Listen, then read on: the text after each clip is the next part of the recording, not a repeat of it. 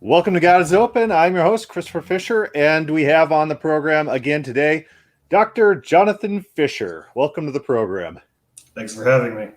So we're going to be talking about Molinism, and just to establish a baseline of what Molinism is, it's a philosophy that seems to be developed in response to the idea that God's foreknowledge of future events render those events necessary events, and fatalism is in fact true. And so Molinists, their counterclaim is that God knows what we're going to do before we do it, but in fact, it's not fated because we could have done otherwise. Those events are not closed events, they're not fated events because there are other possibilities. God just knows the future in that he knows what we will choose rather than what we don't choose. He knows what we will choose in all circumstances. Therefore, the events themselves are not fated, but they are free choices. But also at the same time, God can know them infallibly, know those events. So you're tracking with that definition? I think so. All right, so I did want to talk. I had a bunch of talking points because I've been dealing with Molinists a little bit more than usual lately, and so it's important to try to, when dealing with Molinists, represent them fairly. Number one, and number two, clearly delineate any issues you might have with the belief, so that they accuse you of misrepresentation or not understand your criticism. So I have right here my first point of, I don't think it's going to be very contentious. An axiom is an established, accepted, or self-evidently true claim of a philosophy. Would you say that's accurate? I think that's the definition, yeah. Yeah, so one other thing to keep in mind is that if your philosophy has mutually exclusive axioms, then it is a false philosophy. Yeah. Yeah, so that's saying that if you have a basic truth in your philosophy and another basic truth in your philosophy, now you have two basic truths. If they are mutually exclusive, that means only one of them can exist. They can't exist together. Then your philosophy is false. In philosophy, axioms function as claims. That should be pretty self-evident. To show if a philosophy is logically valid, one must look at the claims. While axioms cannot be proven true, because axioms are supposed to be axiomatic, that means they're supposed to be accepted as they are, and you don't have to prove an axiom. So while axioms cannot be proven true, the worldviews they describe can be proven false based on the consistency of those axioms. And so if you have two mutually exclusive claims that are axiomatic to your philosophy, if they contradict, your philosophy is false. We're tracking there? I think so, yes. So if two claims contradict, then one or both of those claims are false. So that doesn't mean that if you have two axioms and that's part of your philosophy and one contradicts the other, that doesn't mean the other one's automatically false. One of them could be true, but one or both are false. They're not both true. Right. All right, and lastly, point of discussion, a claim is not evidence, nor must a claim be accepted. That's it's so funny that when you're interacting with individuals and they just make a claim, and then you dispute the claim, and they point back, "Hey, didn't you just listen to my claim?" Well, claim's not evidence. You got to prove your claims. You can't just say your claims. That's what the debate's about, whether your claim is accurate or valid. So you got to clarify, though, the difference between a claim and such thing as a logical truism, right? For example, like we opened this whole discussion up by saying if two things are mutually exclusive, then your philosophy is false, and either one or the other is false. You could argue that's a claim, but that's like a fundamental principle of logic as well. Right. If someone disagrees with that, I don't think I have a discussion with them. I just say like, "All right, thanks for talking to me. Goodbye." Hope to see you sometime never again. Thank you so very much for this conversation. Yeah. So there are some claims, though, that you have to all agree on at the very beginning to even have a discussion. You all have to start at the same sort of common understanding of what truth is and what you accept. Yeah, like the laws of logic should be axiomatic.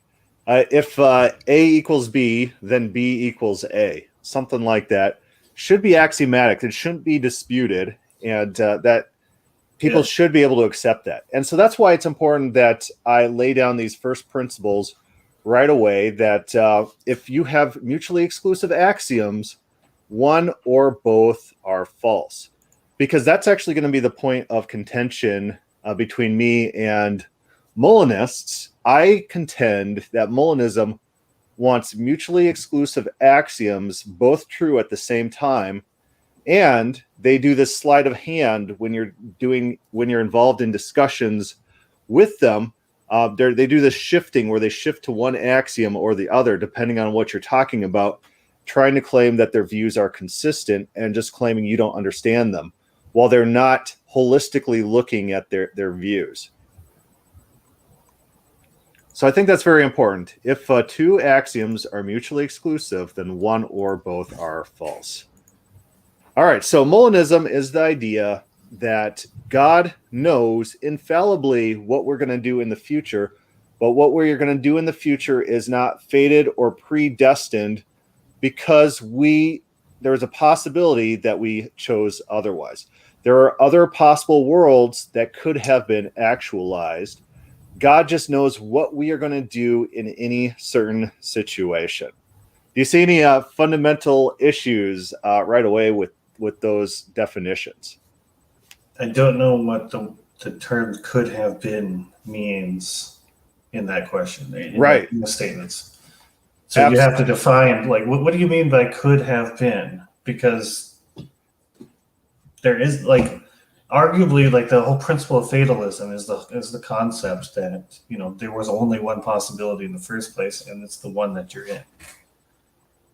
Right. And so a normal Molinist response would be, if God knew you would have picked otherwise, or if you would have picked otherwise, God would have known that. You had a choice to pick between the red shirt and the blue shirt. This is the whole problem. You're just, like, using the same words. When I asked you for a definition of, like, what potentiality is, your response is to just start using potentiality words even harder. Yep, yeah, that's exactly what happens in these discussions. I could pull up I just got into a interesting back and forth with one of these head Molinist guys, and that's exactly what he does to me. And I stated to him, what is the possibility that I said I drank coffee today, and what's the possibility that I wouldn't have drank coffee today? And what do you think his response was? Only God knows. No. In Molinism, do you think that they believe in possibilities? Like what's the probability of something happening? Oh, his answer is zero. Well, no, that his answer would be zero if he was being honest. His real answer is that's categorically not relevant to this discussion. We can't talk about possibilities or probabilities of events happening. What's the probability that I didn't drink coffee this morning? That's an inaccurate way of describing the conversation. So he's trying to categorically reject me just asking him what's the probability of an event happening. Because in Molinism, remember, God has unfalsifiable knowledge of the world. And so there is no possibility, I would say. If something has zero probability, I would say that it has zero possibility of happening. There is no probability that anything else would actualize other than what God knows, or else that would falsify his knowledge. Part of the definition of God's knowledge is it's unfalsifiable. That means God can't know something's going to happen and then something else happens. So I don't understand his point, though. If his point is that when he's talking about the words could and potential and anything like that, and you say, well, let's talk about events and talk about the potential of events, and he says that's a categorical error, then it sounds like he's talking about something entirely different. Right. And I think that's actually what happens. And so here is my next talking point that I have on my list. Molinism is fatalism plus imaginary worlds that could never exist. So Molinism is fatalism plus imaginary worlds that can never exist. So in this system, they want some sort of reality which is 100% certain with no probability or possibility. They'll say there's no probability. They might, but they'll say, oh, there's a possibility that it actualized somehow different. And when you try to get them to elaborate on what they mean by possibility, it's part of their axiom. Their axiom is that it's axiomatic that these events are not necessary events because there are possible worlds in which I picked the blue shirt rather than the red shirt. And so they're going to say the events that happen are not necessary events. They are contingent events, and they have possibility to have been otherwise. What distinguishes the possible world from the real world, then? The real world is the one that gets actualized. There's a divine creation decree that is basically co-equal to God. William Lane Craig describes a logical hierarchy in God's decision-making process, not to be confused in his words, not to be confused with the chronological priority in which God chooses the world timelessly and eternally which world to actualize. But this does not cause discursive thought in God. So it's not to be conceived of as God making a decision in his head at some point in time. Just for clarity, William Lane Craig is a Molinist? Yeah, he's probably the most famous Molinist out there. He does a lot of debates against atheists. You're probably aware, maybe even have seen some of those. And he is a proponent of Molinism. And he writes about Molinism in his book, The Philosophical Foundations for a Christian Worldview. Okay. So in his mind, the world is actualized in some sort of way that doesn't add knowledge to God's mind, but there were possible worlds that weren't actualized. So it's like believing in the many worlds hypothesis, but believing that there's some arbitrary, I don't know, arbitrary is the right word, but the divine decree has clung to a certain one, even though yes, there are many worlds that exist in potential state. But the thing is, he's not really clarifying what potential state means then. Yes, absolutely, because it's actually one of their axioms. One of their axioms is that God is a necessary being, nothing else is necessary, everything else has potentiality, therefore everything else has other possible worlds. And so that's what they will actually default to when you start talking about fatalism. You say, well, if God knows events in a fatalistic sense or unfalsifiable sense, they couldn't have actualized differently. And they'll go back and say, no, there are possible worlds in which this was different. We see if you're wearing a blue shirt, you could have wore a green shirt.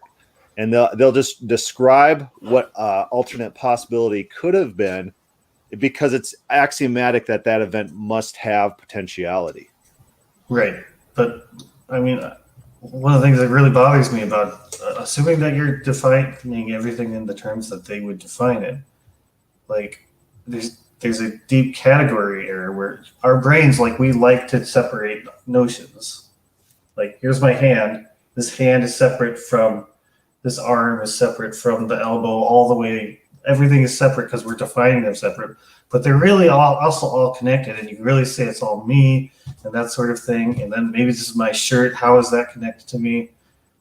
In the sense of actualization, because of the divine decree, everything that is actualized had to exist then, because God is a necessary being. His divine decree is therefore a necessary thing, and then everything that flows from that divine decree would have to be necessary by the same basis. Otherwise, it wouldn't be the same God, right? Right, but in William Lane Craig's mind, the divine decree has a logical priority, which doesn't make the divine decree a necessary decree. There's potentiality in the decree, even though it's timeless. Itself? Yes, it's even though it's timeless and eternal and Huh? with God, there's a logical priority What makes it distinct from God? So the divine decree itself. because it's lower down the hierarchy of the logical priorities is his answer. Like that's his literal answer? Because that Yeah, just sounds like that's his literal it answer. sounds like a word salad. Like I said, my hand is lower down the priority, but really, in reality, they're flow from one another in a sense. And so the only thing you can do is try to find out what distinguishes my hand from my arm, right? And Right. he's not distinguishing it in any sense of actuality. Like you brought up at the very, very, very beginning of this, he's just claiming it. He's Yeah, not. no, He's it's not making a axiomatic. distinction. Okay, So so the entire philosophy then is just to declare axioms and demand you accept them. yes.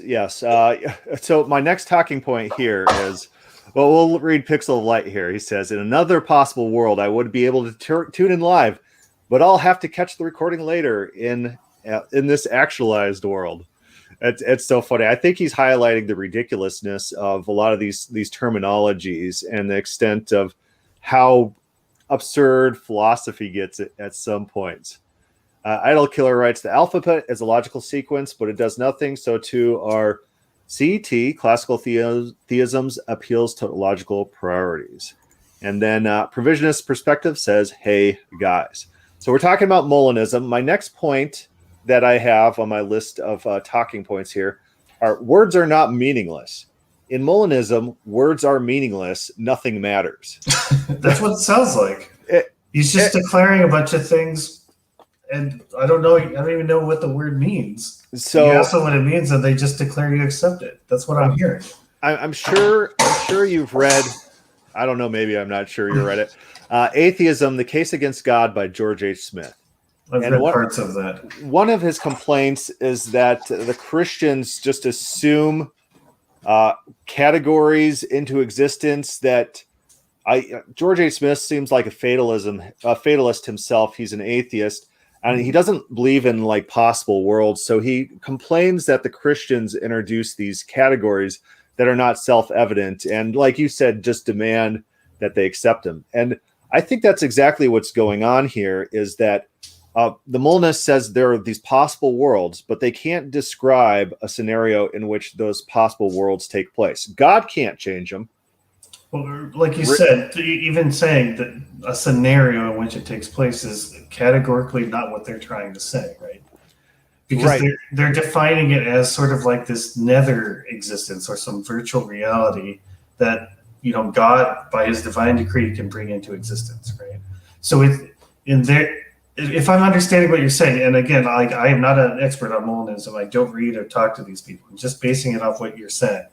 But it sounds like what you're essentially saying is that all worlds are in the same sort of state of existence, and then God sort of gives some sort of like divine inspiration to one. But they're all basically the same, like they're all worlds. They all exist in whatever the word potential means as an existing thing. So here's how I would model it. So being a computer programmer, let's say that you have an object and it's on your screen, and then there's a toggle. Oh, and maybe it's a color toggle. You could toggle it green, red, blue. And so that toggle could be any of those colors, but the one that is chosen, the one that it's set at, is green. And so the object has a property in which it potentially could be another color, but it's not set at that color. And God knows unfalsifiably what toggles those objects are going to be set to eternally. Right. So all the internal wiring is there for every possible state. Yeah, John needs more furniture in his room, too echoey. He's working on that. He just bought a house, so he's trying to fill it up. It'll take some time. Sorry about that. Get closer to the mic. It's like, why would you have a conversation about Molinism with someone who doesn't study it, who doesn't know that Craig is the leading proponent? The conversation is doing nothing but leading him to reject the idea. Well, Cosmic Junglist, you are invited on. I will post you the link, and you can come on and defend it. Oh, Comic Junglist is a Molinist? I have no idea. Well, sure. I think the idea of having a person who doesn't know about this is just to try to get some sort of instinctual concept of it, though, right? Someone who doesn't know about it, how are you going to think in terms, if it's introduced to you, whether you're going to accept it or not? We actually started out this discussion with me just describing the basics of Molinism, and I didn't do it in a hostile way. And so I think I represented it fairly, and he could evaluate it as we go along. But if you want to come defend it, I don't know if that posted on YouTube. Yeah, it looks like it posted into the comments. Well, yeah, and I guess it flowed to YouTube, so he might come on and defend it. But that's interesting. And so one of the things that I point out in Molinism, words are meaningless. To say something is a possibility, but there's no chance of it actually ever happening. There never was a chance of it actually happening. Remember, the decree to make the current world is eternal, and it didn't flow to God. So God didn't have a decision process in his mind at a point in time. He didn't gain knowledge about the decision he's going to pick. I mean, I think all these things that you're listing are, when you say category errors, they wouldn't use those words at all. They wouldn't use which words? The chances of something happening. They all basically have the same chance, right? No, not only the current world has a chance of coming about. They wouldn't want to use the word chance, like I talked about. Again, with don't use the word chance at all, right?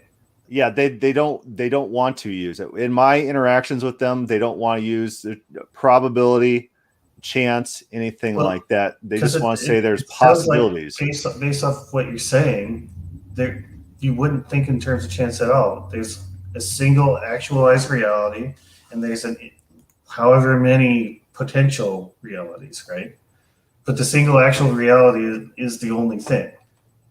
And so there's no the chances of things happening. It doesn't make sense, right? And so using the word chance does not make sense. Yeah, so that is part of their axiom, is that God has unfalsifiable knowledge about the world. So if it's unfalsifiable, that means God himself cannot change that knowledge to be something other than what he knows will happen. There's no chance of God changing what he knows. There's no probability of it. And I would say that here's one of my other talking points. If there's no probability of something, it is not possible. Now, I posted this comment on, I think it was Soteriology 101, something like that. And one of the first responses was like, if you believe this, you're an open theist. If you believe that if there's no probability of something, it's not possible. If you believe that statement, you're an open theist. That was the immediate response, which I thought was funny because we're talking about a system which rejects the probability of things, but still calling it a possibility, even though there's zero probability. There's zero chance of those things happening. Yeah, so those...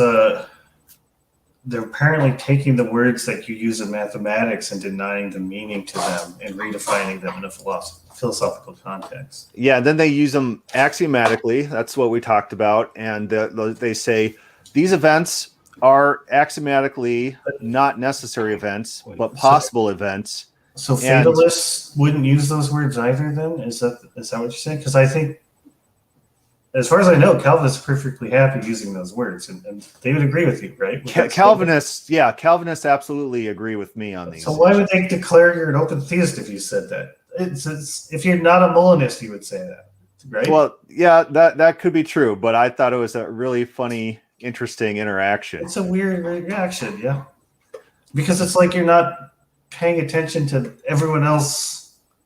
Thinks opposite than you do. Everyone else, not just some random person. So, okay, here's a question I have in my talking points. If it is known that a random number generator will never spawn the number 5, is 5 a possibility?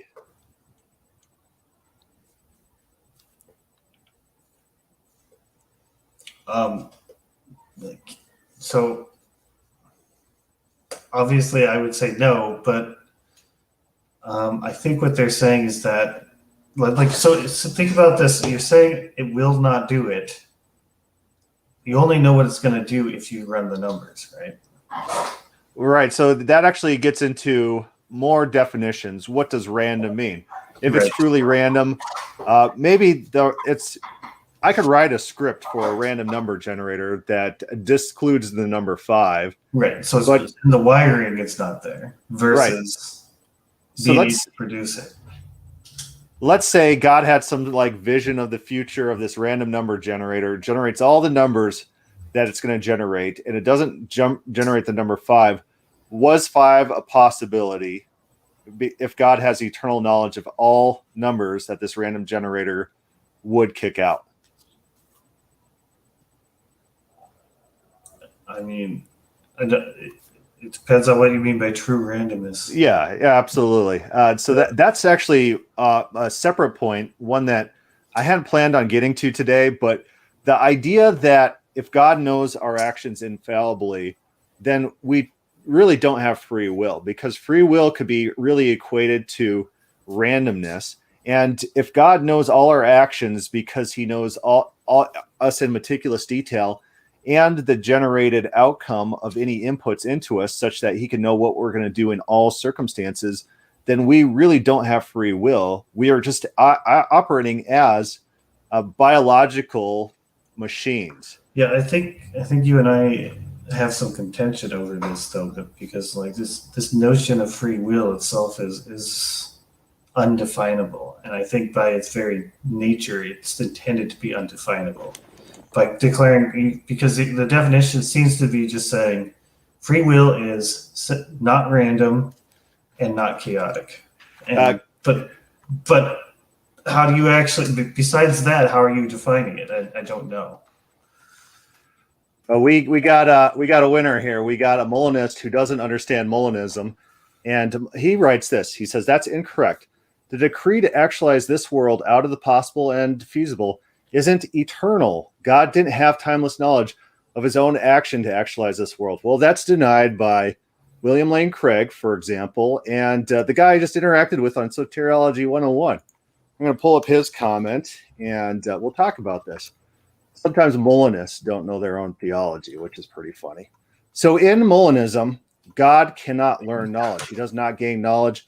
His knowledge set does not increase. He does not make decisions that increases his knowledge set. That would violate the classical attributes affirmed by normal Molinists who actually know their own theology. I'm trying to pull that up. So I'm going to keep searching. Are you able to share the screen? Yeah, as soon as I find it. I should have had it pulled up, but I have a whole video where I go over William Lane Craig making all these various points. Oh, here's it. It's Tim Stratton. Tim Stratton. My interactions with him. Okay, so here's Tim Stratton, and let's try to share this screen here, and we'll see how well this works. It says share screen, Chrome tab, Facebook. Oh, sharing some Facebook here. All right, here he says this. The knowledge possessed by a maximally great being is perfect. It will never be falsified by definition. It includes truth, and truth can't be falsified. So is God a maximally great being in Molinism? Or does he gain knowledge? So he's claiming he's maximally great, right? Right. So his idea of God is not that God's gaining knowledge. Right. And his knowledge doesn't move from potential to truth or anything like that. He has unfalsifiable knowledge about everything. This is normal Molinism. William Lane Craig writes the same thing in his works. We talk. I'm trying to pull that up. William Lane Craig, logical priority.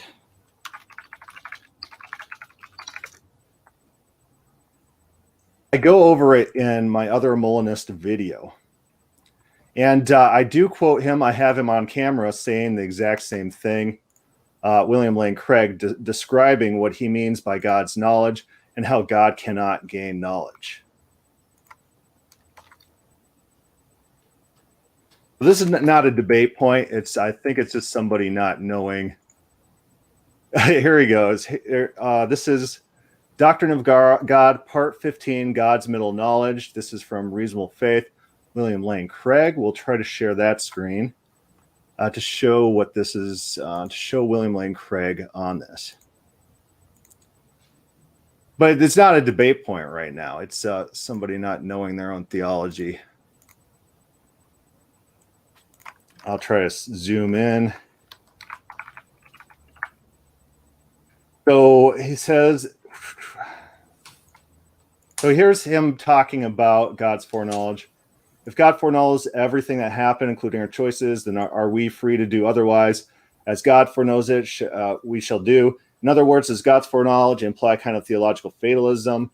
He says, I've argued that the conclusion does not follow so long as we keep clear the distinction between chronological priority of God's knowledge to the event foreknown, but the logical or explanatory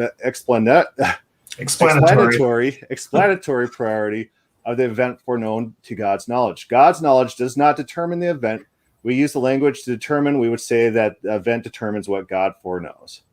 And so there's not a chronological priority in God's knowledge because God would be gaining knowledge. I got William Lane Craig on video saying as much. So in Molinism, God cannot have his knowledge set increase. That's standard Molinism. And here we go. The provisionist perspective says maths, the Achilles heel of classical omniscience. Wait, so in Molinism, then, I guess this guy disagrees with some of these fundamental declarations by William Lane Craig. But what he's saying here is that God already knows every action that he takes throughout the Bible as well. Yes. God can. The divine decree also includes his own actions within that decree. Yes, that's exactly true. And he has an interview with a man. I'm going to try to find it. We'll try to pull it up here. But he has an interview in which he talks about the type of knowledge that God has and that how he doesn't actually increase or decrease. Actually, I do clip him out in my 2-minute open theism videos, which I talk about this. Here's God's knowledge. Here's where I clip him out. So tell me if you could hear this. Tell me if... Is that coming in? I'm not hearing. You're not hearing? Yeah. Do you only need the text? I can't hear it. Okay. I will reshare the screen. Stop the screen. I'm going to share the screen and make sure that I got share audio as well. Yeah, there we go. Knowledge is internal to God, identical, distinguishable. Yeah, so this is classical theism. Attributes. In this view, God's knowledge is not gained from any source external to himself. God does not look into the future to know what will happen. He does not test man to know what they will do. He does not hear prayers or watch the world. He cannot receive knowledge. The knowledge is inherent. If God were to receive knowledge, he becomes changeable, dependent. He is no longer perfect. He is made better by achieving greater knowledge, which must be rejected of a perfect God. This knowledge is not all knowledge, but only facts. And this would be knowledge, for example, how to ride a bicycle, or how a watermelon tastes, or, for example, how it feels to be a sinner. God wouldn't have that sort of feeling. And therefore, omniscience is defined in terms of propositional knowledge, of knowing only and all truths, but not necessarily having all non-propositional knowledge. God is only a God of numbers. Okay, it's in the same interview that he talks about the type of knowledge, but there he's denying God gaining experience, experiential knowledge, or knowledge of the type of how to ride a bike. God wouldn't have those types of knowledge, but God's omniscience, which is part of his eternal character, is knowing all true propositions. It doesn't gain, it doesn't change. It's not a data set that increases in Molinism. And so that's interesting that we came across a guy who seems to style himself as a Molinist, claiming that God's propositional knowledge changes or increases. Mm-hmm. He's denying classical theism out the gate. He's an open theist, basically. So welcome to the party. Welcome to being an open theist. I met a Calvinist lady the other day, and she said that God has external influences from outside himself. And I said, welcome to open theism. You're an open theist too. So we got a Molinist convert in a cosmic jungist, and we have a Calvinist convert in that very adamant lady, adamantly saying that she's not an open theist. So William Lane Craig, omniscience. I'm gonna try to pull that up. It's that interview. This guy, is God all knowing? I think there's a series of these interviews. What does that mean? Traditionally, a person is omniscient if for any proposition, P, that person knows that P and does not believe not P. In other words, P meaning any proposition, any statement of fact. Or... Right, exactly. So that an omniscient person would be someone who knows only and all truths. We have Jamie, so I'll add Jamie to stream. Truth. I mean, what kinds of truth? Are there truths that exist? Don't exist? It's just windy. We can't hear anything. Well, that's why I defined it in terms of proposition. Proposition. So we got me echoey. He's I'll put him on.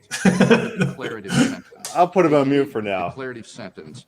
It expresses a certain information content, and the idea of omniscience is that there is no fact of the matter. There is no truth, true information that this person does not know, and he believes no false proposition. So he would know only and all facts. But there are more things in the world than just pure facts. Well, that's when he starts talking about it. Interesting. But that whole interview talks about the Molinist concept of omniscience. God is omniscient, meaning he knows all truths. He's not gaining knowledge. It's not added to him. That's standard Molinism. So, Jamie, if you want to talk, you just have to unmute yourself. Looks like you already have. Yeah, thanks for having me. Can you hear me? I'm in my car. Yes, absolutely. Hey, I am the same guy on. Nice to meet you guys. I am the same guy on Facebook. You know, I'm a part-time Molinist for the last 8 years. I know that we've had some interactions in some of my previous Facebook accounts because I've been banned so many times on the open theism pages. That's pretty funny.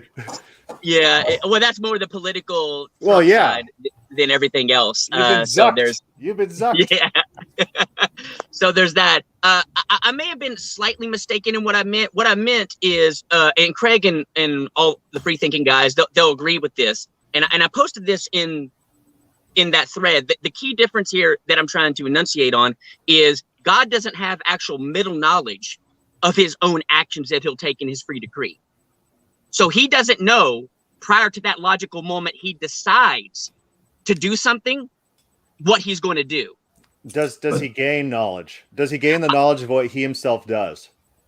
Here's how Craig and them get around that. You know, I'm ambiguous on it, and I might frame it differently because I'm not as technically sound as perhaps they are. But the issue there is they'll say that since God's his natural knowledge and his middle knowledge come before his actions, but his action to create the world, right, in his free knowledge precedes time. They'll say that whole segment, right, happens. Yeah, you cut off. So I'll finish your sentence. It happened at the same moment. It wasn't a chronological event, and there's logical priorities, but not chronological priorities. Sorry, are you still with us? Is that accurate? Yeah, you unmuted, Jamie. No, well, he's not like muted here, but his phone cut off. So he's in his car, so he probably lost reception. Okay. But that is accurate what he's saying. In order to get around this problem of God's gaining knowledge of his own actions, they build this not a chronological priority, but a logical priority. So it all happens at the same instance in such a way that there's not a time where God's actually gaining knowledge, but his knowledge of his own acts are eternal and falsifiable as well. I don't understand how it's both eternal and it's somehow what he's calling middle knowledge, of where he didn't know what he was going to do until he did it, but he had already always done it. Right. So that's one of the things that I try to point out by putting these little flow charts up. It's can the future that God knows will happen, can God choose to do something else? Can we choose to do something else if God tells us the future that's going to happen? Because it's really funny. They'll often point to the Bible and times where God says something's going to happen. Oh, we lost him.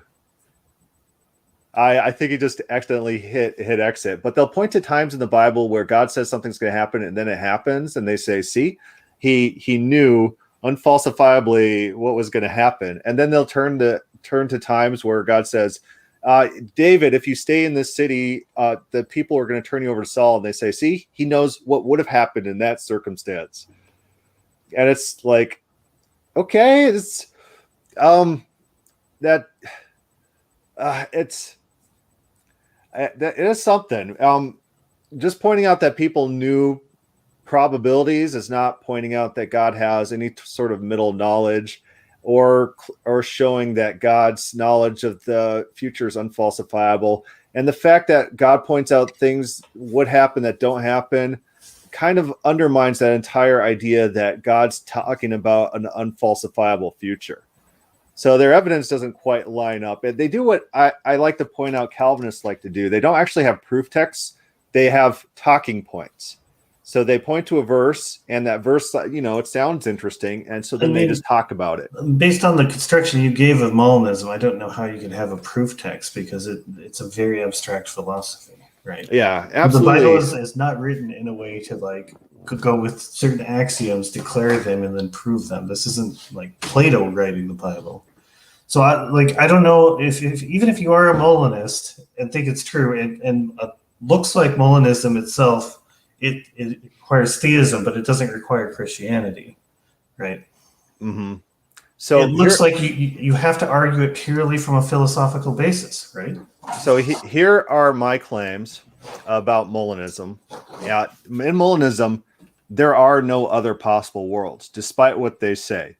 And we know that is true because God eternally and unfalsifiably knows all propositions. There is never a possibility for those other propositions to actualize, to come about. They weren't actually possibilities. For something to be a possibility, there has to be some probability that it would happen.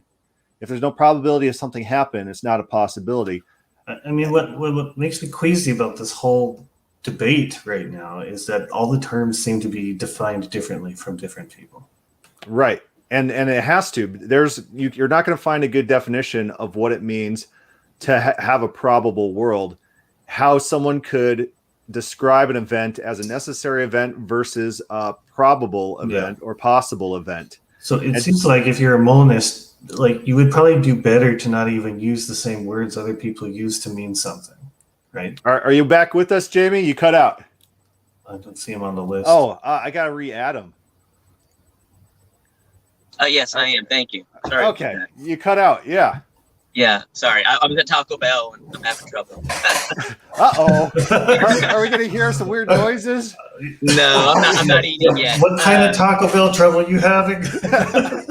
No, I do see where some of the issues are on the idea of the possibility or the feasibility of a world. And in actuality, since God's knowledge is timeless, regarding that logical priority list, that it's not actually possible or feasible that something other than green or red or whatever it is, this person does this happens.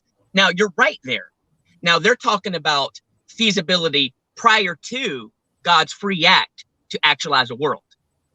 Yeah, I don't know why you say prior and also declare that there's no chronological time. Well, they say logical priority too. So logically prior, they use the same term. So I'm just saying. Yeah, he's asking you to defend the concept that that's an actual thing rather than a nothing. Well, that goes into, I think, two of the things that are backloaded into this or front loaded into this is the modality system that they go off of. I think a lot of the issues are the possible world semantics that they go off of, which is different than some of the contemporary possible world semantics with that. And they go into some of those arguments and some of the more detailed literature about, well, which semantic are you using, and does it line up? And so I think a lot of this is the rejection of the semantic that they use, which is understandable because it is like a priori, or it's an axiom, as you put it, that, hey, we're going to use this system of possible worlds and then throw it into Molinism. And so it's not Molinism per se, it's that system that kind of is the issue that I've noticed in my readings, because I read a lot of people that have counter arguments, of course, in the literature and try to understand it. So here's my claim. If God has eternal, unfalsifiable knowledge of all events that happen, then all events are necessary events. So how would we be, in Molinism, it says that those events aren't necessary events. How would you distinguish or prove by showing the properties of an event to distinguish it between a necessary event and a possible event?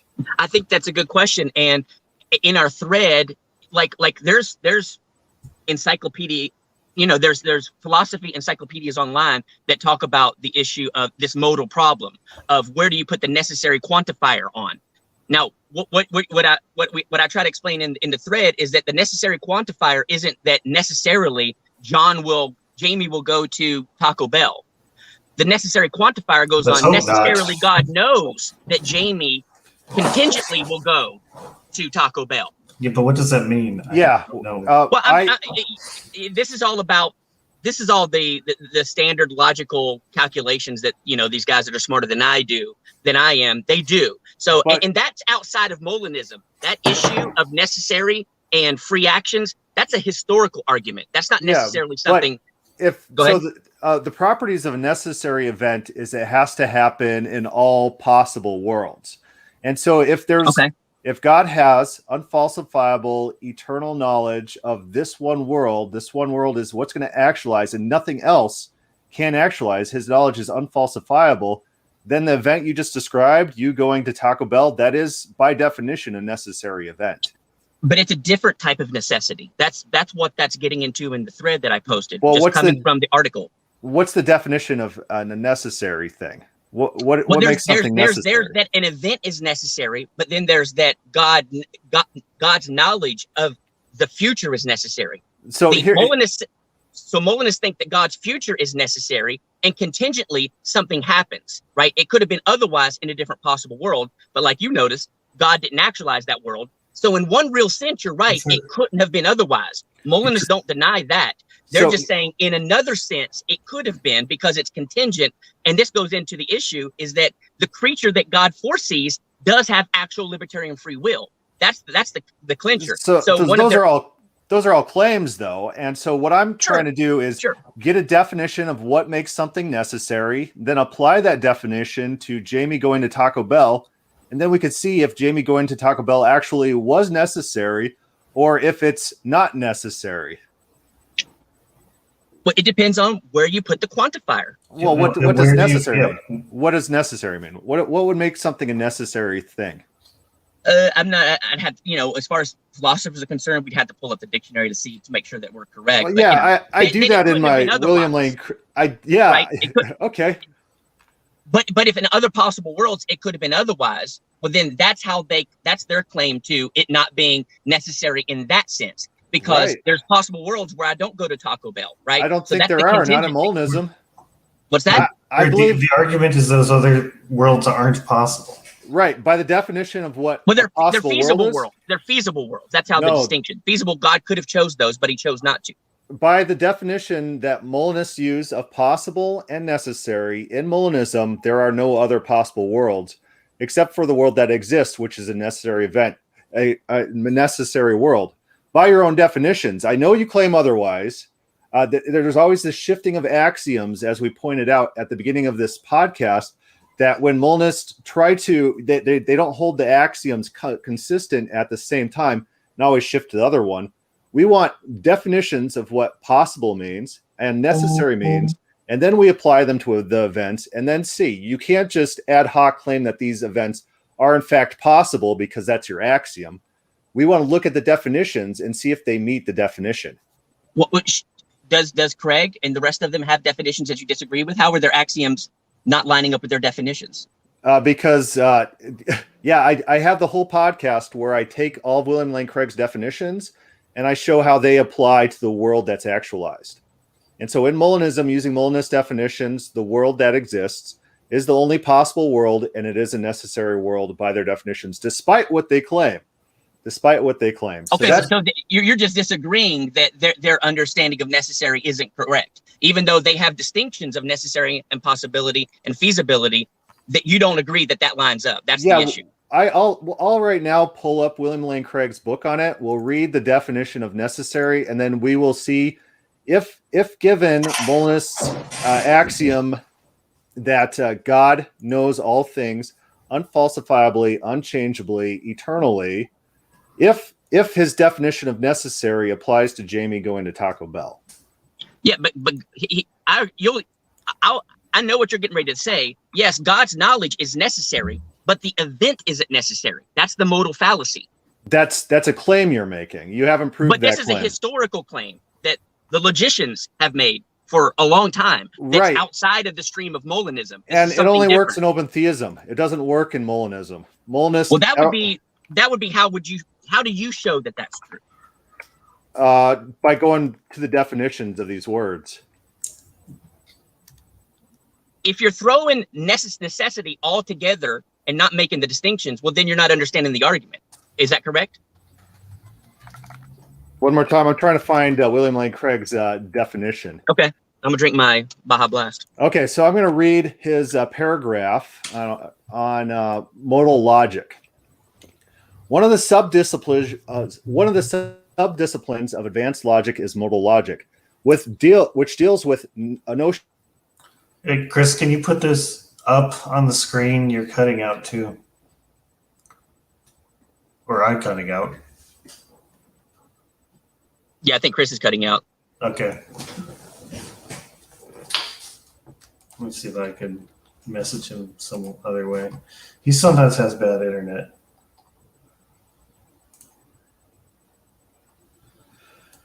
Baja Blast.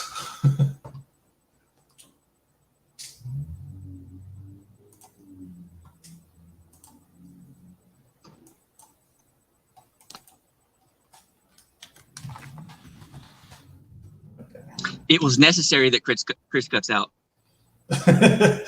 By divine decree, in all possible worlds, he was going to disappear. Yeah.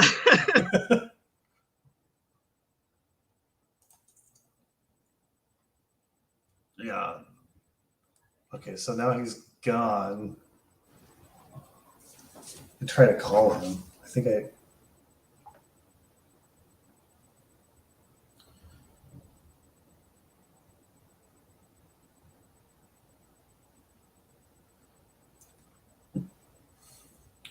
We're experiencing technical difficulties. We need. I'll keep checking out the show. I'm gonna go ahead and start eating though, but I'll wait for you guys. Yeah.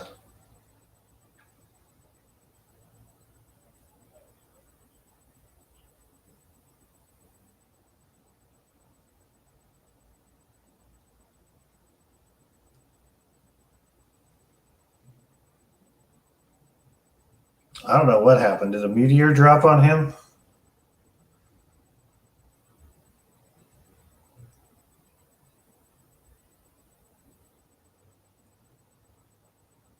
This is a shame.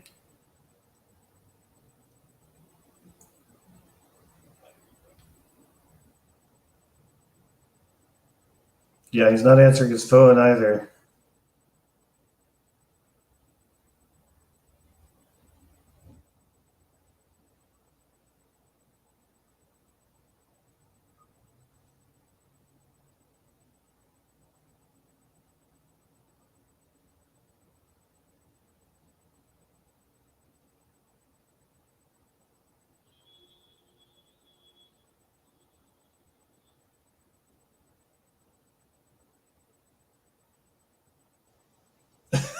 Yeah, I do. Yeah, it is interesting, isn't it? I don't think it's a power outage, though. I think it's. Hello? Oh, no. I think it's internet just dropped out.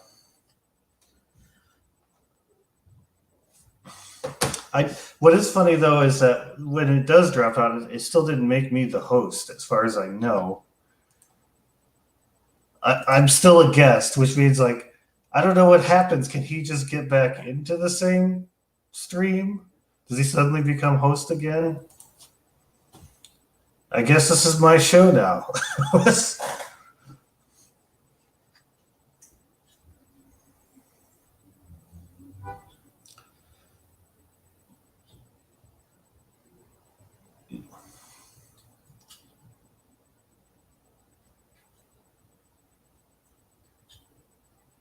Yeah, good question. You know, it might be interesting for Jamie to come and just sort of try to make the case for Molinism. He can try to explain it as best he can. It seems like one of the issues, though, is that Jamie is not fully read up on the arguments that they make. And so he's using a lot of appeal to authority. And I don't know, like, that makes the discussion a little complicated. Are we back now? You are back. My internet went out. I'm sitting here by myself trying to keep the thing alive. I don't know what would happen if I disappeared too. Well, yeah, I don't know. It just probably disappear. Jamie said that he's gonna finish his Taco Bell. Fantastic. So I got to read this definition. And put it up on the screen though, because it obviously is something that you're not just going to hear it to understand what he's saying. All right, let's see if I could do that. Share screen.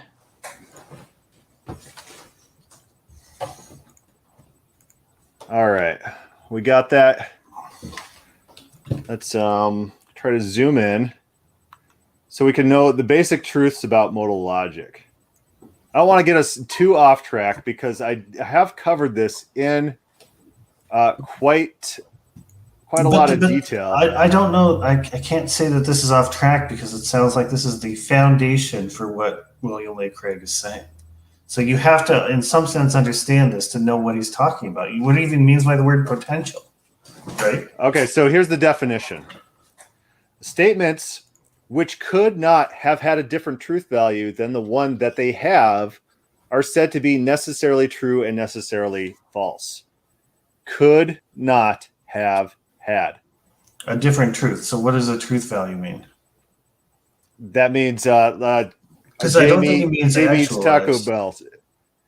Jamie will eat Taco Bell at on July 30th, 2021. Which is Jamie does eat and then had eaten. So their definition of truth value does not mean that it has to be actualized, right? That's what William Lane Craig would say. Right. I think they would talk about these propositions are tensed, and so it's not like God's knowledge is actually changing. So in your analogy of like the wiring, where you could have red, green, or blue, or whatever the colors are, and you pick one, the truth value, I think they mean is that all the wiring is there. And then they'd argue with God that the wiring is only one possible way. But one more time. Okay, so you have wires leading to 3 LEDs or your stoplight. It could be red, yellow, green. So the wiring to the stoplight, it could be any of those wires. And so fundamentally, even if it's always red, there's wiring to the yellow and to the green. And so they'd say that the truth value of whether it's red, green, or blue, or red, green, or yellow is based off of the different colors that it has, but not necessarily which one is getting the current at any given time. I think that's what they're defining something as like truth that. So value. a stoplight might have 3 different states in a very simplified example. But God knows which state is going to actualize. So I kind of understand what people talk about when they talk about God being a necessary being, because what you would say is that the stoplight wouldn't be a different stoplight if it was at red versus green. It would be the same stoplight, but it has different conditions for existence. Whereas what they say with God, though, is that there is no red, green, or yellow. And God is always just red, and the wiring is only capable of red. Right. And so, but look at the definition here. And so let's assume in Molinism that God has a timeless knowledge that's unfalsifiable of all things that exist. It could even grant them that there's some sort of non-chronological way that God knows this. Well, it's an eternal, number one. It's unfalsifiable, number two. How could it have been otherwise than what it is? How could Jamie have eaten somewhere? I mean, we could think about it, but just because we could imagine something in our head doesn't mean that thing could actually ever happen. How could it be true that Jamie didn't eat at Taco Bell, given the fact that God had eternal, unfalsifiable knowledge of that event? So this is the dignum Deo thing. Like you can imagine Jamie eating at somewhere other than Taco Bell. Yeah, but I could also imagine God not existing. But this is what they're saying. Then it wouldn't be God. Right, and I'm saying that it would still be Jamie if you imagine eating it, but they would argue that God doing something other than what he's done means it's not God anymore. Right, and I'm saying that if this could have been otherwise, then that also violates their understanding of who God is, because God has this type of omniscience. Because God has potentiality. Because you're adding potentiality to God, which is in Molinism, they don't think God is a simple being. William Lane Craig denies God being a simple being. And my source is William Lane Craig when I asked him directly. But that's Can I ask a question? Go ahead. Yeah, so it seems like I was just, there's this idea of the freedom. So I've heard William Lane Craig, Tim Stratton, they'll talk about, and I think I used to hold this kind of view where, because when I held to an omniscience view, I would say that, God knows, what he knows what our free choices are going to be, right? So his foreknowledge isn't fixed. It's based on what we do, right? So if we were to do something else, that's what God would have known, right? I mean, that's right. how it's kind of explained, right? But so it seems to me that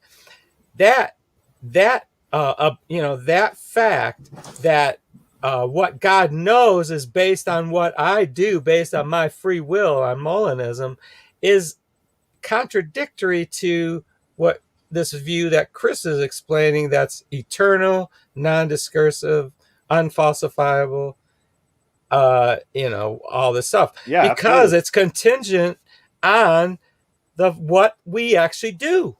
Go ahead. Does God gain knowledge from outside himself? And so that's another question. What is the mechanism? So these are all different questions than our original question. What is the mechanism by which God gains the knowledge of what we do?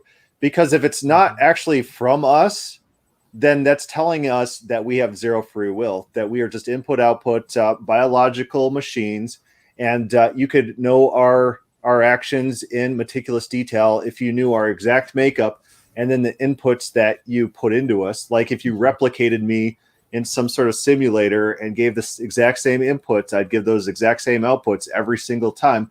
That's what it suggests. It suggests fatalism. It suggests no free will.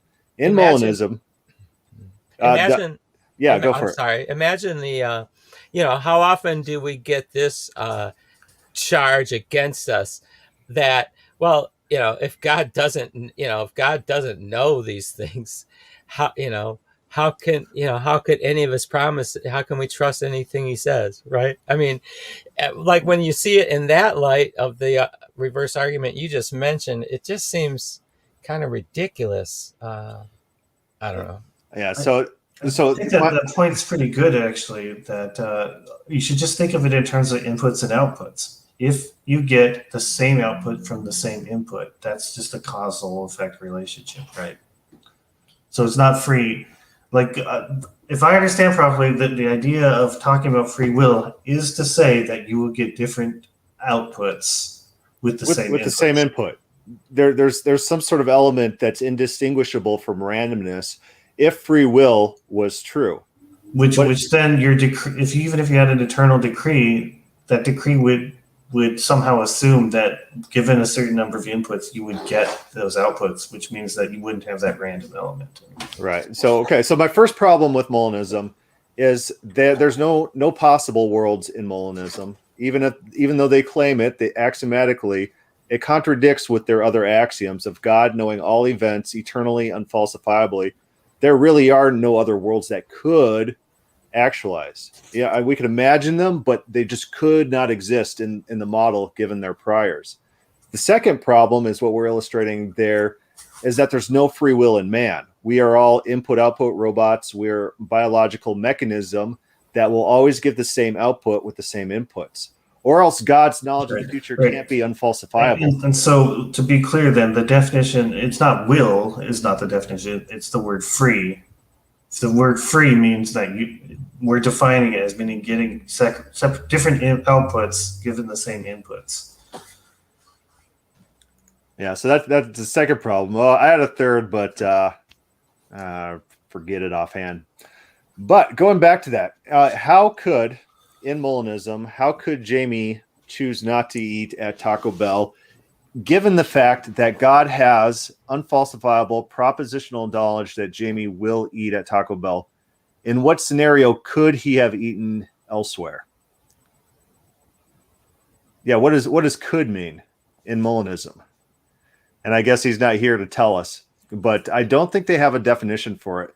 They just claim axiomatically, because we can imagine in our mind Jamie eating somewhere else, that he could have eaten somewhere else. Right. So the argument, though, would be that God, you can't imagine doing anything other than what he's done, right? Because if you claim then it's not God. I don't think it's based on imagination, though. I don't think they'd ever use the word that if you can imagine it, then it has to be true. But going back to that, let's pretend that's true, that God's a necessary being because that's the definition of who God is. I point out that in their definition of God also includes their definition of omniscience. William Lane Craig, in one of his interviews, says that if God didn't have omniscience, he wouldn't be God. So if God's omniscience was not eternal, always part of him, I think it's the same interview that we were watching earlier, then he wouldn't be God. God's knowledge of Jamie eating at Taco Bell is part and parcel and as necessary as God is. That knowledge of Jamie eating at Taco Bell is eternal with God, part of this eternal, necessary, unfalsifiable decree. It could never have been anything different than what it is. I think we're never going to forget that Jamie ate at Taco Bell. Yeah, well, yeah, that'll be our example forever. Well, how is it? But it can only be that. How is it God wasn't faced with the possible worlds he could have elected to create or something like that? Yeah, so in normal Molinism, when I'm dealing with normal Molinists, they say God actualized the world that gives like greatest utility, some sort of reasoning like that. So it's God had reasoning and mechanism and purpose in the world that's actualized, which also demands the question, could he have actually really actualized any other world, given the fact that he acts for the greatest good? God acts in some sort of mechanical way to maximize utility. Given those facts about God, could he have even putting aside that eternal, unfalsifiable knowledge of all things, could God have chosen to actualize a different world? Well, let me run this by you real quick. Because this is kind of my view. It seems like all that's required, sort of, is that God, as long as there's certain things that are in effect, that in other words, God is in charge. He has power to make things right in the end, and then he is able to, be active in the world and working out things. It seems to me all it has to there just has to be a certain kind of justice in place, a certain amount of freedom and responsibility and culpability, and that's all. And God, it's just easy to play it out that way. Doesn't have to be a certain, it could be any kind of I don't know, it just seems like it could be a simple world, as long it doesn't have to be a world, although if you're going to argue certain things about God, that maybe on the other hand, I think, why wouldn't God make the best, most feasible world that's most feasible or the best world that he thinks is going to be best? So, to my knowledge, the reason that they want it to the other way is because both in Molinism and in Calvinism, they're trying to make the greatest possible God that could possibly exist. So this is why I keep coming back to this. That you're trying to start with a definition of God and then come up with a reality based off of that. Yeah, they're both claims are very interested in the current world that exists being the greatest possible world. And Jamie can jump in and tell me I'm wrong if he wants.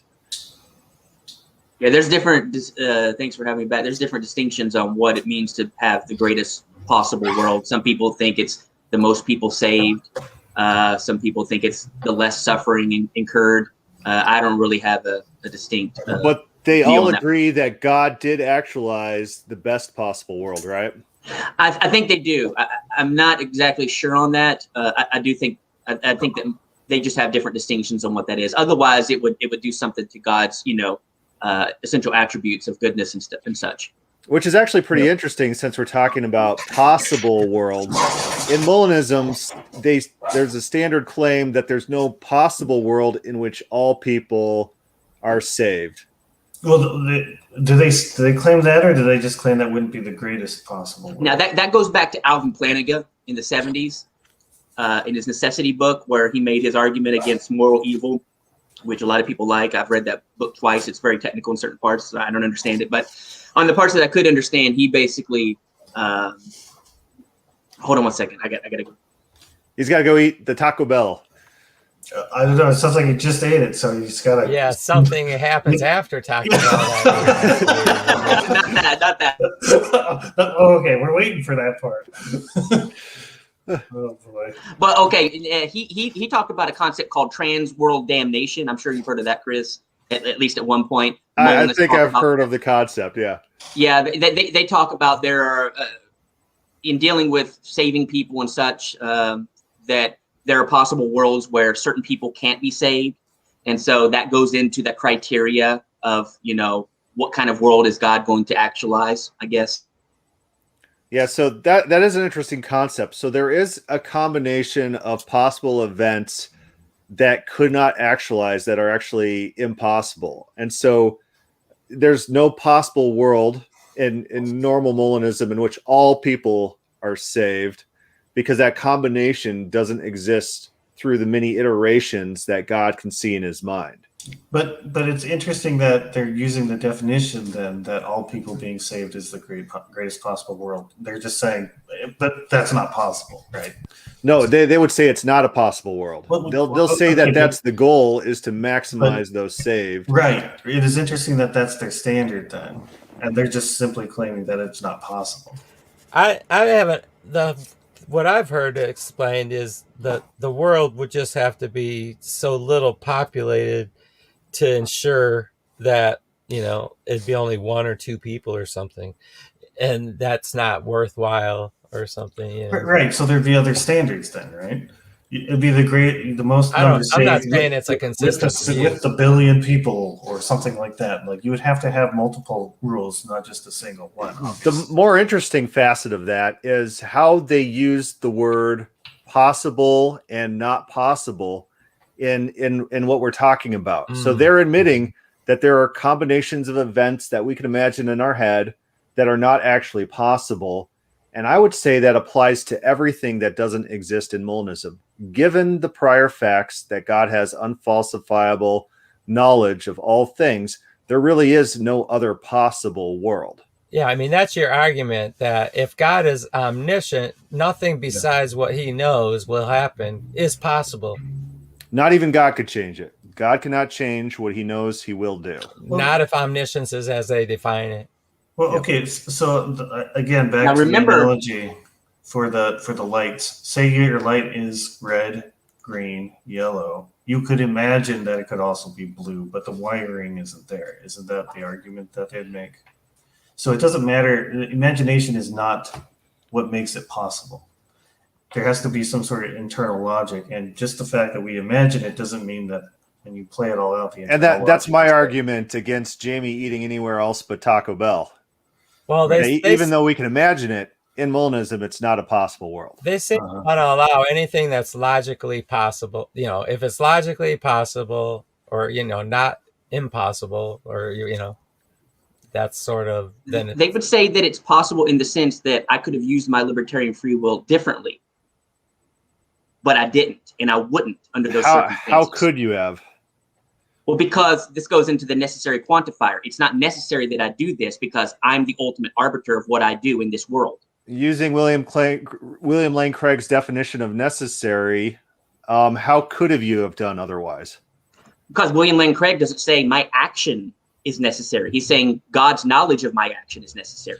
Well, he's just telling us what necessary means. It means you could not have done otherwise. There could not have been a different truth value to what you did. So can you describe a scenario which could have actualized in which you didn't go eat at Taco Bell?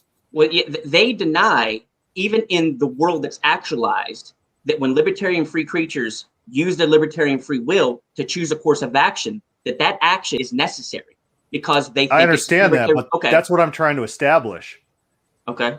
That's what they claim it's not a necessary event, but I say, given their axiom that God knows all events unfalsifiably, it is a necessary event by their definition. So how would you distinguish between a necessary event and a non-necessary event in practical terms? How can you demonstrate that you could have actually done that in a system in which the truth value of it is eternally set and unfalsifiable?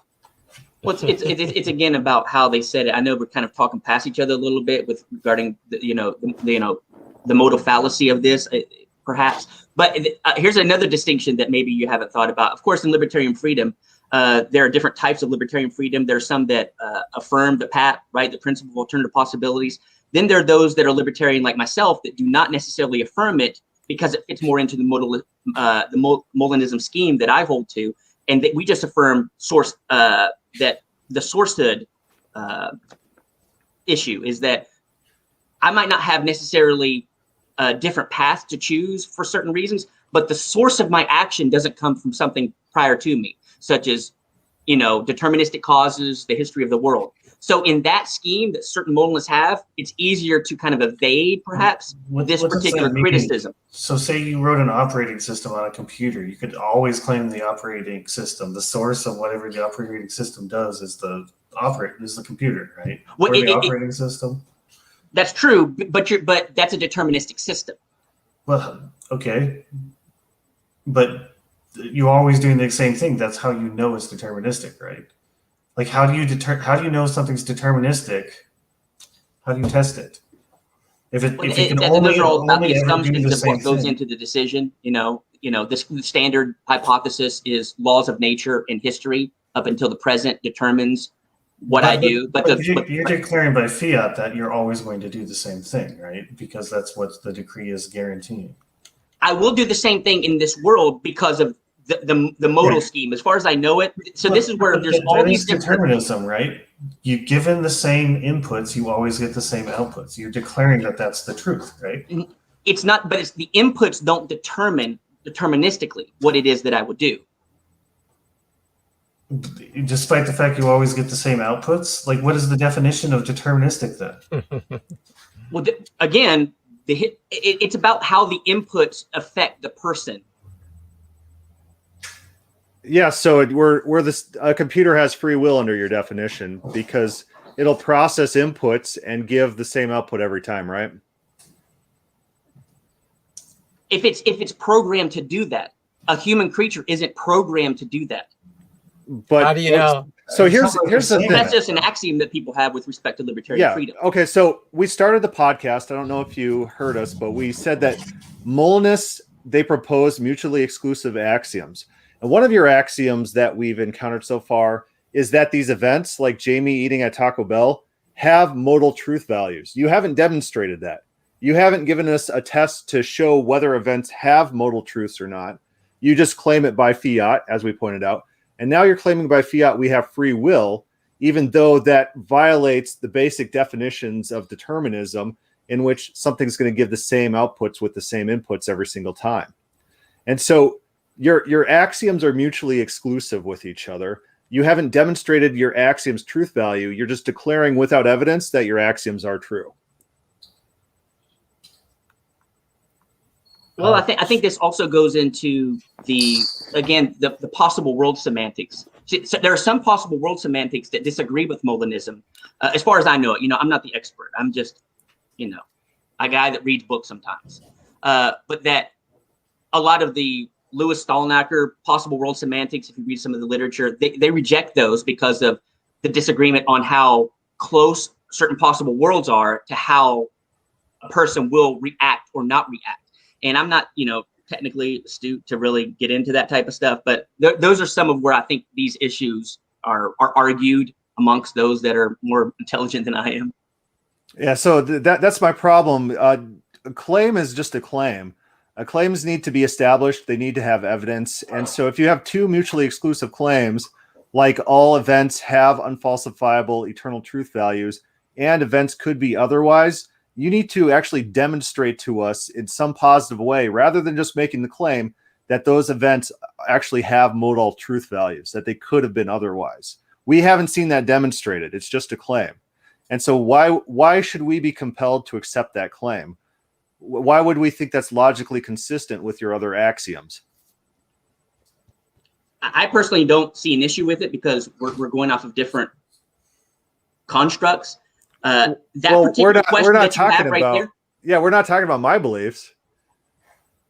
Yeah, because I don't believe the inputs caused the person's decision, and I believe that the modal qualifiers of what would it look like are mixed up in the argument. Describe what it would look like if the inputs determined the outcome. They would be naturalistic processes, such as cause and effect. See, libertarian people that hold to libertarian freedom deny the aspect of cause and effect in the human psyche to initiate, this action or that action, right? You accept that yourself. Yeah, but I'm not a Molinist, and so I don't have this idea that all truth values. Because the world that God actualizes doesn't do that. Right. What the world that God actualizes has eternal truth values for everything. Yeah. Independent of us. So right? So that goes into the scheme that Molinists believe that there are truth values associated with these creaturely counterfactuals that God knows. Now, how does God know this? How does God know what we're going to do? Molina calls it super comprehension, as far as I remember. What's the mechanism by which he gets acquainted with this knowledge? By fiat. Yep, that's what Molina says. He just knows it naturally. Right. I mean, in his middle knowledge. And then what causes our actions to line up with God's knowledge? I'm not sure what that really means. What God knows the truth value of whether you eat at Taco Bell. How did we get to a state where you actually choose that Taco Bell to line up with God's knowledge that you're going to go to that Taco Bell? I guess God actualizes that particular world where I do that, where that truth value is 0 or 1. But that sounds like programming, though, doesn't it? You're saying that your will always do this thing. It sounds like one constant determinative thread throughout history would have to be, There are philosophers historically that deny that these creaturely this is not a Molinism issue, right? I think Chris will understand this. Philosophers who disagree with them. That they would say that do creaturely counterfactuals have truth values? And some people say no, and some people say yes. That's just, I don't really have an answer to that. Yeah, I'm gonna go out and say the only people who could actually believe that propositions have modal values are open theists. No one else can consistently claim that. Because in every other value, except for open theism or atheism or some sort of system in which God doesn't have eternal propositional knowledge of all truth values, only in those systems can propositions have different truth values than the ones they have. Chris, could you explain modal truth value? Okay, so modal truth value, I have it pulled up in Molinism and in modal logic. It distinguishes between things that are necessarily true and things that are possibly true. So the example he uses is some guy teaching somewhere, and he takes it for granted that guy could have taught somewhere else. But if fatalism was true, then his example is not very good, and it should be rejected if fatalism is true. But the idea is that I didn't have to wear this gray shirt today. I could have wore a black shirt. That is a possibility. It could happen. I've been known to do it in the past. but it wasn't a necessary truth. It was something that could have occurred, didn't have to occur, and it didn't occur. But at some point in history, this had some sort of propositional truth value. And the idea of a necessary truth is something that must exist in all worlds. And the classic example is God's existence. And you're going to hear typically the greatest good argument or basically God is a maximally great being, and a maximally great being who exists is better than a maximally great being who doesn't exist. Therefore, God exists. Something like that. To claim that there's not actually a possible world in which God doesn't exist. They would deny that God could deicide himself out of existence. They would think that's what I was going to say. Okay, they would deny that God is even capable of deicide of himself. Okay, because suicide. It seems like the greatest God idea would include a God that wouldn't do deicide or whatever. But I don't see how they could deny that God would be capable of doing it if he were to choose to do it. Well, does God choose to do anything in a system? Does God have free will? Yeah. And that's a third problem, one that we haven't touched on yet. In Molinism, God cannot do other than what God knows is going to happen. He can't ever change his mind. He is fated. He's as much subject to fate as us in all that exists. Arguably, they'd say he's the most fated, because if there is some truth statement to the claim that we're not fated, then it doesn't apply to God. Right.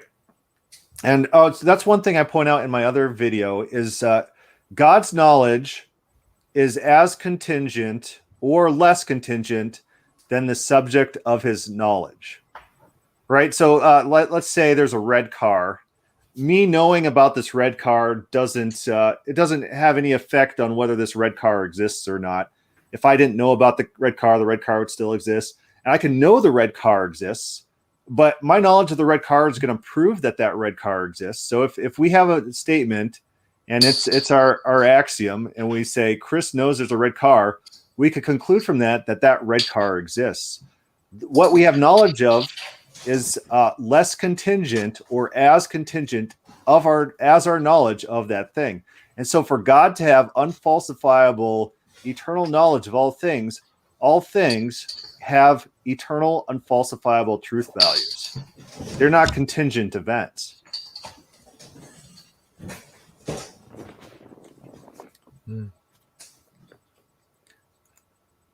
So everyone will have to go pull up that other one. In that video, I pull up all William Lane Craig's definitions. I put them flashing on the screen so we're reminded of them throughout. And then we see how well his axioms jive with each other. Remember, a claim is just a claim, and mutually exclusive claims means one or both of those claims are false. John? I'm just so you're saying that modal logic really only works with open theism. Yeah, modal logic only works in a system that's not fated or predestined or has any sort of eternal truth values associated.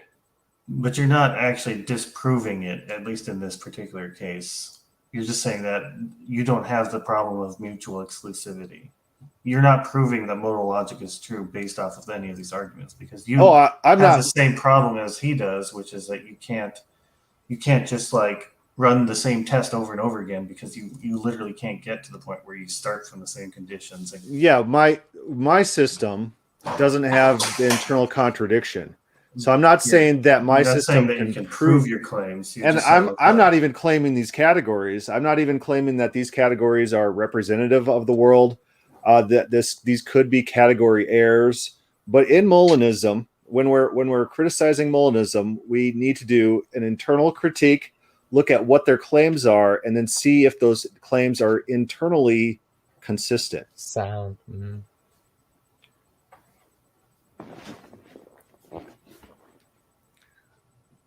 So I'm not adopting modal logic, but modal logic only works in a system in which there's actual modal possibilities, which it's not demonstrated. Molinism does not demonstrate. It's actually just an axiom that they don't demonstrate They just claim that the events that do happen could have been otherwise, and they just make the claim. They don't demonstrate that that's the Which case. is what you do too.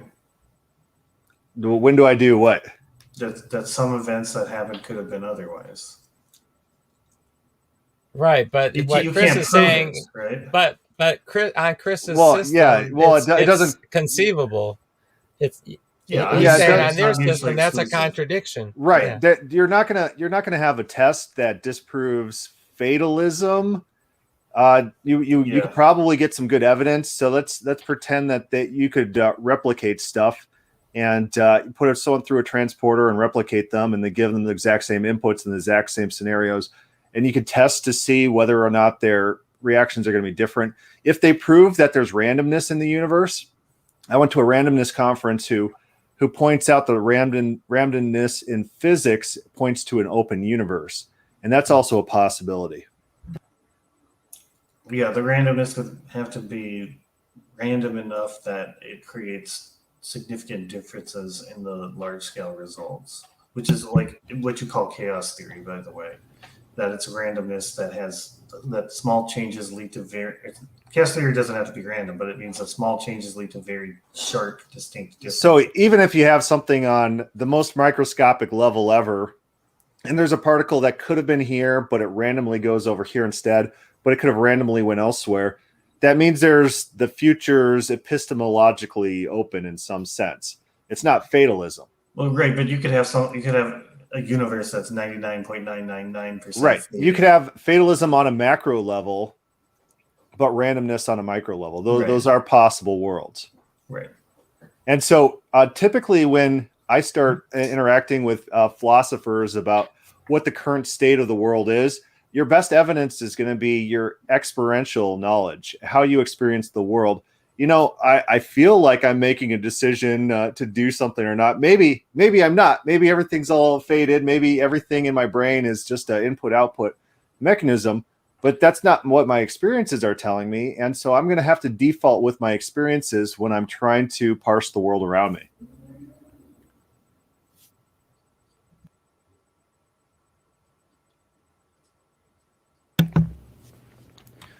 All right. Keith writes, today Molinism is for people who want Star Trek to be true. Yeah, after there's a big Star Trek Universes episode in which all realities were spawning all at once, and then all these different enterprises from all these different realities like came together, and there's one where they're blowing up, and there's one where they had beards. Like that's the biggest thing. That's like all the same crew, but one crew everyone has beards on, and then the other one they don't. So that's interesting. That's cool. But yeah, so what I also experienced, moving on with my talking points, we covered a lot of them. My last paragraph, often, if you don't accept Molinism, they claim that you just don't understand Molinism. And so that seems to be code words for you don't blindly accept my claims. It's my experience. I also have watch for the sleight of hand. If you talk about God's unfalsifiable knowledge, they'll say, yes, but it could be different. Well, you haven't demonstrated that it could be different. That's just a claim. That's axiomatic. And that actually contradicts with your other claim that God's knowledge of all events is unfalsifiable. You haven't demonstrated that there is a possible world that could have actualized in any scenario. And the fact that you claim that even God now cannot subvert what he knows would happen demonstrates that it's actually not a possibility that anything else happens in the Molinist system. Yeah, I don't think anyone could ever demonstrate that it could be a different possible world. But whether it's internally inconsistent is the big question. Right. So I think I'm well equipped enough in order to do an intellectual Turing test on Molinism to actually demonstrate if I know Molinism well enough to accurately represent it to such an extent that I would be taken for a true advocate of Molinism. I think I would pass the test, and I'll have to try to find a venue in order to try that. Maybe some people who don't know me or something like that. But I think I could. So I think I understand Molinism. I think I've read enough Molinist literature. I just don't accept a lot of their premises. I don't accept that their axioms are consistent with each other. I reject the idea that things without possibility of happening are possible things to happen. I reject that premise altogether. And I just point out that if in a future which all truth claims are eternally fated and can't be falsified, there's no free will. There's nothing else could happen other than what is known to happen. And so those are some of my closing thoughts. Anyone else have some closing thoughts for us? Well, I don't know. I just wanted to say, so much of this depends on the perfect being theology, it seems like. And I had to just comment on a video I think I would just watch with you and John maybe, and you commented, it had to do with a God with one hat, and then you said, well, no, what about God with two hats? Okay, so yeah, that was the comic with Will Duffy where it was lambasting this idea of maximally great being theology because it gets so very subjective.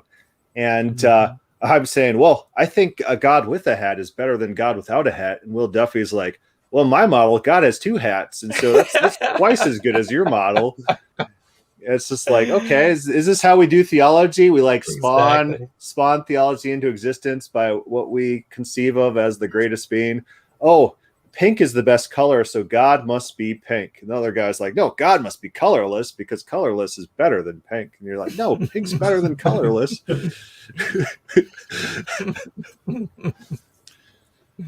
But Jamie, any parting thoughts for us? Enjoying those Taco Bells? I'm always learning myself and reading books and stuff like that. And I'm not an expert. I don't have all the answers. I'm just sharing a little bit of what I've learned in the last couple of years when I have read and interacted with stuff. I'm very glad that you showed up because like it feels weird trying to talk about something without someone acting as an advocate for it, right?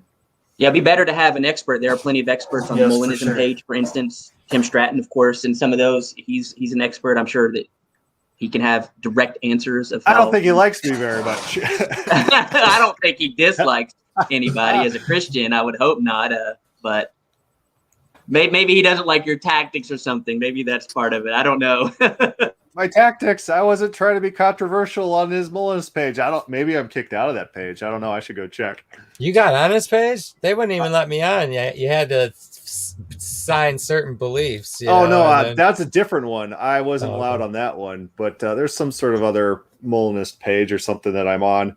I just started asking basic questions like, can the knowledge that God has be falsified? And that's where I got that quote from Tim Stratton stating that God has unfalsifiable knowledge, truth values, because that's a very basic thing to establish when interacting with Molinists, by which you could show them that their other claims don't follow, their other claims don't, they're mutually exclusive with the other claims in Molinism. If God has this type of knowledge that's unfalsifiable, ungenerated, timeless, and that's when they start going to that logical priority rather than chronological priority, claiming that there are possible worlds in which these things can exist. So it's kind of like you could always, like, if you wanted to, you could always be pointing that out to Tim right at those critical times. Just like you could always remind Calvinists of their determinism. They often forget it. They forget about it, when they're explaining some of their stuff, real life or whatever, it doesn't play out in real life, right? So if you just, whenever they're complaining about something, like, well, yeah, excuse me, brother, God determined that. Why are you complaining against what God's determined? They don't really They don't believe their own theology. They really don't. Am I right? So and they get mad. You can remind Tim, God has, this knowledge that, how you described it. Go ahead. Well, I was just going to point out that, like in my Isaiah debate, I point out to him what we're actually debating is his idea of omniscience, which is not just the simple statement, oh, God has this knowledge of propositions of the future. Your actual claims about God's knowledge is it's ungenerated, eternal, non-discursive, non-falsifiable, it's exhaustive, and it's an eternal simple act within God. And so once we start actually dealing with their actual claims, it's a lot harder for them to debate because they like to do a Moat and Bailey thing where they make absurd claim and then they backpedal. It just happened to me. What was it today? Today, I posted a meme somewhere that said John Calvin. It was about John Calvin. And someone's like, oh, is this criticizing John Calvin? I'm like, well, John Calvin did execute a man who was begging for legal representation. He said, that's false. So then I start posting all these quotes from both Servetus and from Calvin. Calvin taking credit for the murder and Servetus complaining that John Calvin's trying to murder him and Servetus asking for legal representation. I'm like, who said these quotes? And then he backs off to this other claim like, well, it was a different time and we're judging them by different standards. It's Moat and Bailey. He throws out this really extreme claim that John Calvin didn't murder Servetus, who was begging for legal representation. And then he has to backpedal to this more defensible claim, which we probably shouldn't judge people by modern standards, and we have to understand cultural nuance. It's his backpedaling. Yeah. So Moat and Bailey, that's just one example. But anyways, we'll probably end there. We're about an hour and 40 minutes, like 40 minutes of which was my internet went down. And so John had a monologue. Yeah, so I don't know if he read Old Man and the Sea or anything like that. Probably not. Everyone would be asleep. That's a terrible book. Yeah. don't read that book. Magic card also. Was that Hemingway's last book? And he shot himself afterwards. Imaginably. He couldn't even stand the fact that he wrote that book. Well, what was Kurt Cobain's last song? Or maybe he had a reading lit class and read Old Man and the Sea. Some dark humor. Anyways, we'll end there. Thanks everyone for joining us. God bless.